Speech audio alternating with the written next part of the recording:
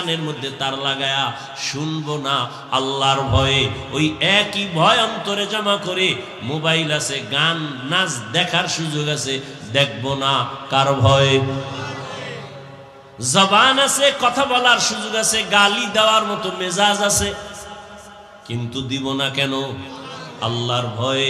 এটাই হলো রোজার সাধনা, তাকওয়ার সাধনা। আল্লাহর ভয় অন্তরে জমা করিয়া ক্ষুধার কারণে খানাও খাই না, আল্লাহ বেজার হবে, এই কারণে ক্ষুধা থাকার পরেও খানা খাই না। একা একা রুমের মধ্যে বসে পানি পান করতে পারি, পান করি না, আল্লাহ বেজার হবেন। ঠিক মোবাইলটাও হাতে নাও মুমিন, আল্লাহর ভয় নিয়ে বলো। গান দেখার সুযোগ আছে, দেখবো না কেন? বলে আল্লাহ বেজার হবে। নাচ দেখার সুযোগ আছে, দেখবো না কেন? আল্লাহ বেজার হবে। গান শোনারও সুযোগ আছে, কানের মধ্যে আওয়াজ নেওয়ার সুযোগ আছে, গান শুনবো না কেন? আল্লাহ বেজার হবেন। আমি হাত দিয়া অন্যায় করব না, কেন? আল্লাহ বেজার হবেন। আমি জবান দিয়া গালি দিব না, গীবত করব না, মিথ্যা বলবো না, কেন? আল্লাহ বেজার হবেন। এই রোজা সারা মাসের মূল কথা এগুলি। একই জায়গার তরমুজ, কিন্তু একটা এত ভালো হওয়ার কারণ আমার মাওলার দেওয়া সূর্যের আলো একটা রহমত, মাওলার দেওয়া চাঁদের আলো একটা রহমত। যেই তরমুজের মধ্যে সূর্যের আলো কঠিন ভাবে লাগছে তো কালার বেড়ে গেছে, আর যেই তরমুজের মধ্যে সূর্যের আলো কম লাগছে কালার কমে গেছে। এবার স্বাদের বিষয়, মিষ্টি বেশি কেন? কয় রাতের বেলা যেই তরমুজের দিকে চাঁদের আলো লাগছে এই তরমুজ মিষ্টি বেশি হয়ে গেছে। যেই তরমুজের মধ্যে চাঁদের ফোকাসটা কম লাগছে ওই তরমুজটা দুর্বল হয়ে গেছে। রহমতের নবীর মোহাব্বতের নজর যেই বান্দার মধ্যে লাগছে, এই নজরে নজরে ব্যবধান আছে না নাই? চোখ কিন্তু এক, নজরও দিছে, কিন্তু ভেতর থেকে তো নজরের আকর্ষণ বের হয়। কি বের হয়? নবী চোখ মোবারক দিয়া আবু জাহিলেরও দেখে, নবী এই চোখ দিয়া ওমরেরও দেখছে, কিন্তু ওমরের পাওয়ার বেড়ে গেছে। কথা বল না কেন? আবু জাহালকে দেখছে, শুধু দেখে নাই, নবী তো ওমরের কাছে যান নাই। আবু জাহালকে নবী তো বারবার দেখতেন, ঘর থেকে বের হলেই চাচা আবু জাহাল। দুঃখে সুখে আবু জাহাল প্রতিদিন দেখা হয়, ওমরের সাথে দেখা নাই। ওমর তো রেডি তরবারি নিয়া রহমতের নবীকে জবাই করার জন্য, কিন্তু সেই ওমরের দিকেও নবী তাকাইতেন, আবু জাহালের দিকেও নবী তাকাইতেন, একই নজরই তো দিতেন। পার্থক্য আছে না নাই? قال رسول الله صلى الله عليه وآله وسلم اتقوا فراسة المؤمن فإنه ينظر بنور الله। নজরে নজরে ব্যবধান আছে না নাই? একজনের নজর দিছে, এত সুন্দর তরমুজ, প্রশংসা করছে না? তরমুজের খেতে আগুন লাগছে পরের দিন থেকে, সব শুকায় যাইতেছে। প্রশংসা করলে অবস্থা কেন? কয় ওর অন্তরটা ভেজাইলে, ওর গাঞ্জা খাইয়েছে। আর একজনে দেখা কয় মাশাআল্লাহ অনেক সুন্দর, গাছের নারিকেল অনেক সুন্দর, আল্লাহরও বাড়ায় দেন। এই বছর হয়েছে 20টা, পরের বছর 20-20। নজর দিছে ও বান্দা, হেও বান্দা, ওটা গাঞ্জাখোর, ওটা কি হারামখোর। আর এই মাশাআল্লাহ বলনেওয়ালা হালালখোর। নজরে নজরে ব্যবধান আছে না নাই? সাহাবায়ে কেরামের কত কঠিন হালাতে পেটে গামছা বেঁধেছেন, কাপড় বেঁধেছেন, পাথর চাপা দিয়েছেন, হারাম খান নাই। যখন বয়ানে আসছি, যেখানে বয়ান মাঠের পাশে বিশাল মাজার, এবং ওই এলাকা সব আমাদের পাঁচকুল্লি বিরোধী। এখন ওই জায়গার যে মুরব্বী, একজন বড় আলেম, সে বলে হাফিজ ভাই আমাকে এলাকাটা তো খুব মুখালেফ, পাঁচকুল্লি পছন্দ করেন, আপনি টুপিটা পাল্টায় বয়ানে উঠেন। আমি বললাম কায়া পাল্টাবার অভ্যাস তো আমার নেই। বলে মানুষ আসবে না, কি মনে করবে? আমি বলি আমাকে বসার মতো সুযোগ দেন। স্টেজ পর্যন্ত আমাকে বসায় দেয়, বাকি আল্লাহর হাওলা, টেনশন করেন না। তো বসলাম, সেখানে এখন কওমি মাদ্রাসা হয়েছে, আলহামদুলিল্লাহ। আসলে আমরা মুসলমান কেন আমরা ভাগ ভাগ হয়ে চলব? দুই একটা বিষয় নিয়ে দ্বন্দ্ব বাপ মা সন্তানের মাঝেও তো হয়, মাসআলাগত বিভেদ হতেই পারে। মাথায় চুল আছে, চুলের মধ্যে কি আছে? কথা বলেন না, উকুন আছে, আছে না? উকুন কি মাথার জন্য কল্যাণ না ক্ষতিকর? তাহলে মাথায় যদি উকুন আসে, কল্লা কেটে ফেলবে, এই সমাধান? কি আজীব বিষয়! কমুকের মাথার চুলের মধ্যে উকুন আছে, কল্লা কেটে দাও, এটা তো সঠিক সমাধান নয়। অমুক ব্যক্তি অন্যায় করে, তাকে এখানে আসতে দেয়া হবে না, এটা তো সমাধান নয়। বরং তাকে মোহাব্বত দিয়া বুঝাইয়া এই অন্যায় থেকে তাকে বাঁচাবার ফিকির করে তাকে বুঝাতে হবে, এটা আসল সমাধান।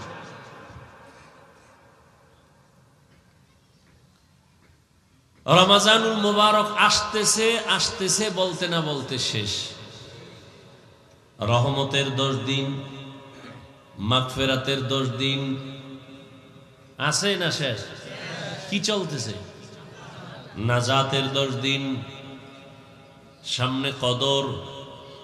কদর মানে শুরু হয়ে গেছে, বেজর রাত। 20 রমজানের পর থেকে যত বেজর রাত হবে সব কদর তালাশ করো। নির্দিষ্ট করে নবী বলেন নাই যে 26 রমজানের ওই রাত্রই হলো দিন, যায় রাতও হলো কদরের রাত, এটা বলেন নাই। তালাশ করো। রমজানের এত বরকত, আল্লাহ পাক বান্দাকে দুনিয়াতে পাঠাবার একমাত্র কারণ তো সবাই জানেন, তারপরে বলেন তো কারণ কি? দুনিয়াতে বান্দা পাঠাইছেন কি জন্য? ইবাদত করার জন্য। আর এই ইবাদতের মূল, প্রথম মুমিন ঈমান আনার পরে প্রথম তার আমল কি? নামাজ। প্রথম কি? ওই যে কালেমা বা ঈমান, এরপরে কি? নামাজ। নামাজের পরে কি? কি? রোজা।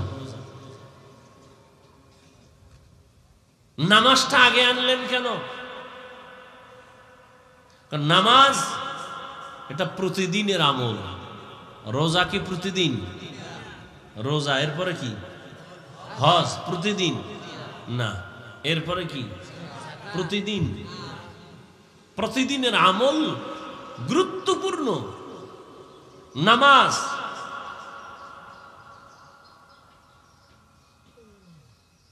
আর নামাজ এমন একটা আমল যার মধ্যে রোজার নমুনা আছে, যাকাতের নমুনা আছে, হজের নমুনা আছে।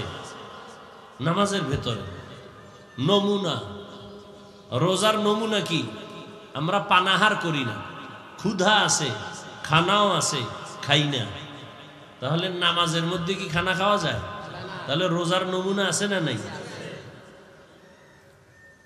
হজের নমুনা আছে, যাকাতের নমুনা আছে।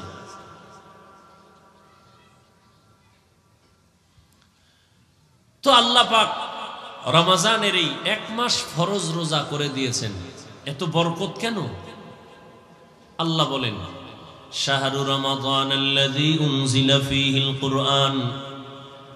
রমজান এমন একটি মাস যে মাসে আমি কোরআন অবতীর্ণ করেছি, হুদাল লিন্নাস, দুনিয়ার সব মানুষের হেদায়েতের জন্য। দুনিয়ার সব মানুষ হেদায়েতের আলো পাবে, এই জন্য আমি কোরআন অবতীর্ণ করেছি। উনজিলা ফীহিল কুরআন, রমজানে কোরআন অবতীর্ণ হয়েছে, জন্য রমজানের বড় দাম। বলে রমজানের কোন সময়? বলে রাতের বেলা, এজন্য রাতের দাম। বলে রাতের কোন রাত? বলে ইন্না আনজালনাহু ফি লাইলাতিল কদর, কদরের রাতে আল্লাহ কোরআন অবতীর্ণ করেছেন। সেটা হতে পারে 21শে রমজান, হতে পারে 23 রমাজান, বেজর রাত, কদরের রাত। এজন্য এই রাতের দাম, বলে কত দাম? লাইলাতুল কদরি খায়রুম মিন আলফি শাহর, 1000 মাস লাগাতার যদি কেউ ইবাদত করে। কয় মাস?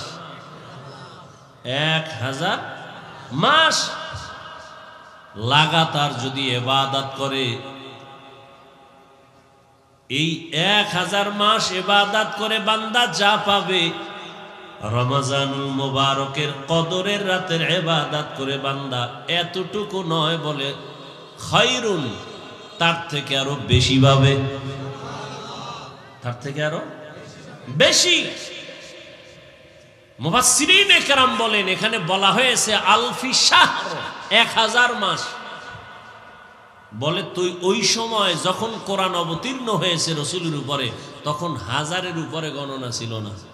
মুফাসসিরিনে কেরাম বলেন কিয়ামত পর্যন্ত এই অঙ্ক যত বাড়বে, লাখ, কোটি, মিলিয়ন, ট্রিলিয়ন, বিলিয়ন, আরো যা আসবে এর থেকেও বেশি। আতিনা ফি দারনা হাসান, আতিনা ফি দারে উকবানা হাসান, ইয়া গিয়াসাল মুস্তাগীসিন ইহদিনা লিফতিখারা বিল উলুমে वल गिना हर घड़ी दे, नेको तू तैयार है, जो न मांगे उससे तू बेजार है। কদরের রাতের দাম বেড়ে গেল। হাদিসে পাকে রহমতের নবী বলেন, রমজান মাসের পুরা রোজা না, মাত্র একটা রোজার দাম কত জানো? জন্মগত একটা কাক, কি জন্মগত একটা কাক জন্ম হইয়েই যখন ডানা মেলে খোলা আকাশে উড়তে শুরু করে, উড়তে উড়তে উড়তে উড়তে সামন দিকে যাবে, যত দূর যাইতে যাইতে সে বুড়া হয়ে যাবে। উড়তে উড়তে এত দূর গেল, বিরামহীন উড়ে গিয়ে অনেক দূর, বুড়া হওয়া পর্যন্ত খালি উড়তেই রইল। তাহলে বুড়া হওয়া পর্যন্ত যদি উড়ে কত দূর যাবে? বলে